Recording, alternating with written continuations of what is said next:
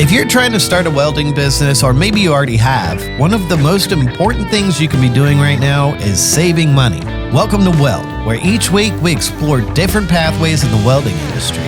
I'm your host, Beau Wigington, and this week I'm going back out to Fabtech in Chicago, where I sat down with Anthony James, or Milton Metal Anthony as you might know him, a welder and business owner who teaches people through mobile repairs he does on his YouTube channel. If you do know his channel, you know that he's no nonsense when it comes to equipment he doesn't like, so he runs us through some of the things that he has wasted money on throughout all of his years in business. We dive in right now. Well, Anthony, we've known each other a couple years now. Few. But here at Fabtech, I thought it would be the perfect time to talk to you specifically about what people should stop wasting money on. I want to start a welding shop, right? Mm-hmm. We're gonna set the scene. I want to start a welding shop, and I've saved up a bunch of money to just start, buying equipment, buying tools. What are things that people waste their money on? That's a hard one, dude. I don't know. Cheap welding rods. There's a certain brand that's in every Napa corner store that's just god awful. Cheap grinders. You should stop buying cheap grinders because you blow up 2 in a day and you got to go exchange them at a certain Chinese distributor. It's annoying. Just go get a freaking Walter or a Metabo. Cheap torches. Oh God, man. I've had some bad experiences. We've tried to buy some torches recently. I won't name names, but we're running Victor right now. We got the Victor edges on the bottles. We got the Victor cutting torch. And I got like a 40-year-old Smith, but Smith ain't what it used to be. I bought a brand new Smith. I ended up shipping it back. It was just ain't, since they got bought by Miller, it just really ain't the same in my opinion. Hopefully the people at Miller see this and fix it, but Smith was I pulled this torch literally out of a scrap pile. Literally somebody cut the hoses, threw it in a scrap pile. And I was like, that's a Smith torch, and only a welder been in it's going to know. I pulled that thing out, unscrewed those cut hoses.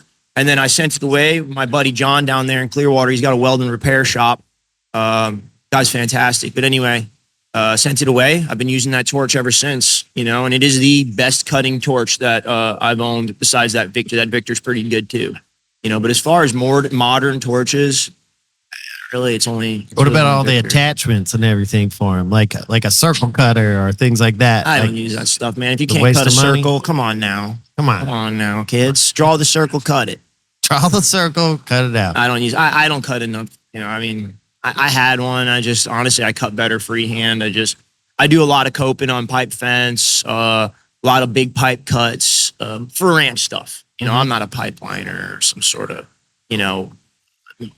plant guy or whatever, so it's all for me. The pipe that I touch is mostly just going as like a head gate or ranch fence, but it pays really well. It's kind of crazy how much they pay for that stuff, especially in Montana. Yeah, because there's not as many people out there in general. Oh, that's why I like it. That's why I like it out there. When I close my eyes at night, I don't hear no more sirens or people arguing or music at 3 a.m. or whatever, dogs barking, I don't hear that stuff anymore. It's pure silence. So when I come to a place like Chicago where it's just like there's a siren at 3 a.m., I can't sleep here, man. I ain't slept a wink in days. Dang. You hear my voice all messed the same, up. Bro. Like, I can't sleep either. No. Where do you stay? You in Florida? No, I'm in North Carolina. North Carolina. North Kakalaki. Kakalaki. Greensboro. Up in the Appalachian. Yeah, I'm making shine. Right outside of the Appalachian, making some shine. I actually have a song called Moonshine. Oh, yeah. I'll send it to you. Yeah, and you're a performer. Okay, we got to get back on track. Okay. I'm good at I'm good at throwing it off the track. Big thing that all these kids are really into right now is flashy clothes. There's a lot of cool companies like Johnny. I love Johnny's flashy stuff. He is the Pearl Snap Pip. There's no doubt. Rose. Rose. Oh, I love his stuff, and I love that guy. I love how he's in. Have you seen he's investing in the history of welding? Yeah, no. He's got that buying crazy all kinds of stuff. Where he's welder thing, like 1920 or whatever. We did a video last year on twin carbon arc welding, right? So they used to have it where you have 2 carbon arc rods and you touch them together and it makes makes the arc, and then you're just like TIG welding kind of, It's weird. Yeah, it's hardcore. He has one of them. He found one and he explained how it worked and everything. I love that he does that, That's my favorite thing. I told him, I was like, you're doing a great thing, man. I think it's great. But as far as PPE and things like that, what kind of stuff are a waste of money in your opinion? I want the sauce, Tony. The sauce is don't buy cheap Chinese PPE. We're talking to one manufacturer that's in the States. He's doing the textiles in the States, and they got some exciting technology. So I'm hoping that we're able to work with him because I like him as a person. I like his products. I'll just go ahead and say it's Up in Smoke. Oh, I want you up in Mac, smoke, baby. Come on, Mac. Come on, Mac. Come on to Uncle Tony. Well, okay. What about hoods, man? Like, what about Optral? 110%. I've had a lot of welding hoods. I had that Viking from Lincoln. Not good. Didn't last a year. All sorts of Harbor Freight jobbies. I had a Walter hood. It was okay. And what's that other brand? It kind of looked, the Walter one and that one kind of looked the same. And they're kind of old school. They've been around a long time. That one's holding up, but the screen is good, but the mask itself is like paper thin and it's not good. Optral 110%. I've had their Crystal 2.0 for 3 years. You guys can look back at my videos and watch me abuse the thing. Still kicking, and the only thing I've ever done to it is change the battery. That's awesome. No, and I'm an abusive individual when it comes to equipment. I've seen it. Yeah. I've seen it in the videos, man. And I think that's why people love you, because you're honest, but you're also using it the way that most people use it, Would you say they're in love with me? I think it's getting close. Ooh. There's probably a couple out there. Well, okay, now as far as like auto dark versus a passive hood. Auto dark. I mean, I'm not the only time I can see to have a passive is if you're a pipe guy and you're up or a plant guy, or you're in a big fab shop and you use a pancake. Because the whole point of a pancake is that you can't see the flash off the screen behind you. That is the big disadvantage to having a kind of open backed hood. Because like if me and my lead fabricator Red are welding at the same time, I'm secretly getting blinded out of the back of my hood, and he probably is too. So I mean, we're gonna put screens up. I'm troubleshooting as I work into this fabrication shop world. I've mainly been a mobile guy. I used to subcontract all the structure, and I would just go hang and bang it. Now we're fabricating, painting, and hanging and banging. I mean, I tell my customers, you pick it, I'll stick it. And we're getting it done in Montana. You show up, you do good quality work. I only been in business a year. We're gonna have a huge year this year. But like I said, we're taking on all aspects of the business. And for my personal welding business, we're expanding rapidly. That's awesome. Rapidly. Building a new shop right now as we speak. It's going up. We're going from like 1,000 square foot shop to now almost a 2,000 square foot shop. Pass-through doors. We're gonna get ourselves a crab walking forklift. We're making big investments in the real welding end, and I'm hoping to do the same on the Milton Metal end too. Give it some juice, because I've been wheezing the juice and building a house on my own. Don't do that, kids. Do not build your own house from start to finish. Plumbing, framing, drywall. Don't do it. It's not fun. I mean, it's been a journey, bro. Oh God, it's been like 3 years, right? In the making. It's going to be an accomplishment at the end of the day. But hard one.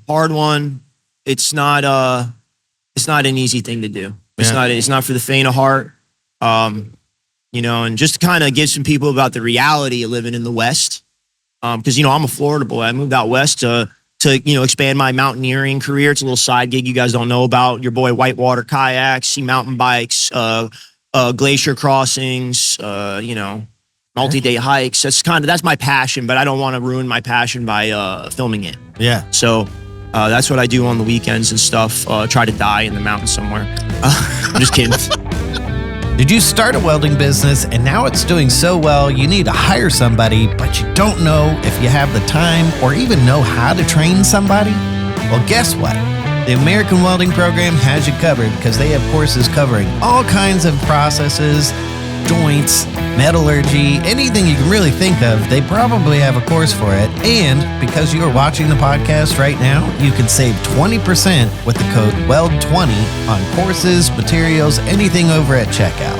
Go see all the different courses that you can start learning today at AmericanWeldingProgram.org. Now, let's get back to the episode. Well, okay, Tony. As far as like here at Fabtech, this is a different beast, right? Like you come here and you see all kinds of products. How does someone not waste money? Like, how do you tell the integrity of a product when you're at a thing, like at a show like this? Man, that's another hard one. You're asking all the hard ones today. Oh, I saw it.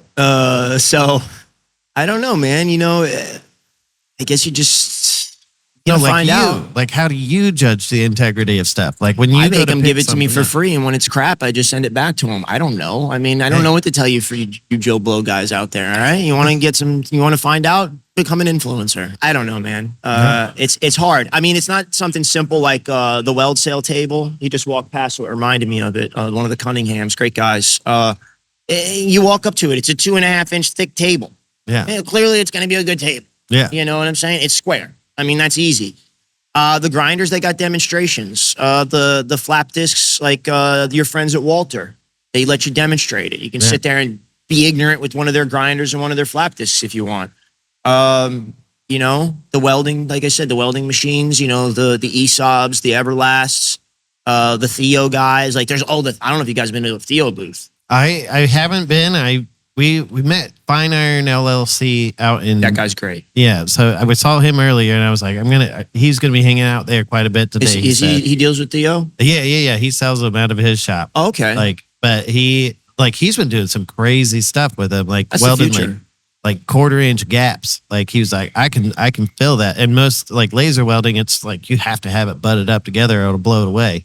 But he's figuring it out, so I want to go see him do that kind of thing over there. They're not really, at least from what the demonstrations we did. What I was really blown away by was we had a piece of powder coated aluminum, and I just posted this video a little earlier today. It's just a short video, and it just comes right off.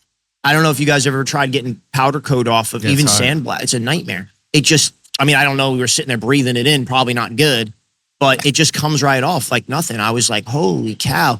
So, I'd like to get one of those in the shop. And then for handrail manufacturing, the big setback right now with these laser welders is there is no code for them yet. Mm-hmm. And so I can't go weld structures with these things yet because these engineers, they don't know. They're not welders. They're just dudes who, look at weigh sheets and figure out the spans and, okay, W, 55, 70 or what, on 70 will work or whatever, whatever the beam call out is.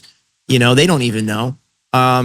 So I'm waiting for that to happen. When that happens, you're gonna need more people who are technically savvy, who understand how to work the welder, not so much use the welder, but how to dial the welder in. Because that was the big holdup. Because you go into a booth, they dial the machine in. Yeah. But how do you test a new welder when you bring them on? You screw the settings up on the machine and see if you notice. Yeah. And there's a key for you guys. If you're gonna go and take a weld test at a shop, check the settings, bro. Yeah. And make sure they're right. Because if you come into my shop and you want a job, I'm going to mess the settings up and see if you really know your stuff, So, I mean, that's going to be the big thing. You're going to need to be more technically trained in the coming years here, and I've spoke on this a few times. Between the laser welding, the AI, and the robots, I think the landscape of the welding industry is going to change drastically in the next 10 to 15 years. And you need to be prepared for it. Those don't adapt, die. Yeah. Well, and that's like the craziest thing to me is like we do a lot of videos and content around like automation and laser welding, all these more advanced processes that are, here to help close that skilled trades gap. And there's so much pushback we get all the time, of like people just being like, that's like taking, and it's like, it's not taking jobs. It's trying to fill them, It's never me. Everybody is never me. You listen, even like right down, you listen to Joe Rogan. Oh, well, they're never going to have, AI comedians. It's like, come on, bro. Like he and moments before in the first breath said, oh, well, it's never me. And then he goes and says, oh, well, comedy's an art. No, dude, it is. But, they'll get AI that's good at telling jokes. Okay. Yeah. I'm not saying that Joe Rogan's going to get replaced, but everybody is never me. Okay. Yeah. If you're of the mindset of, I hate to say it, worst case scenario, and it's better than that always, then cool.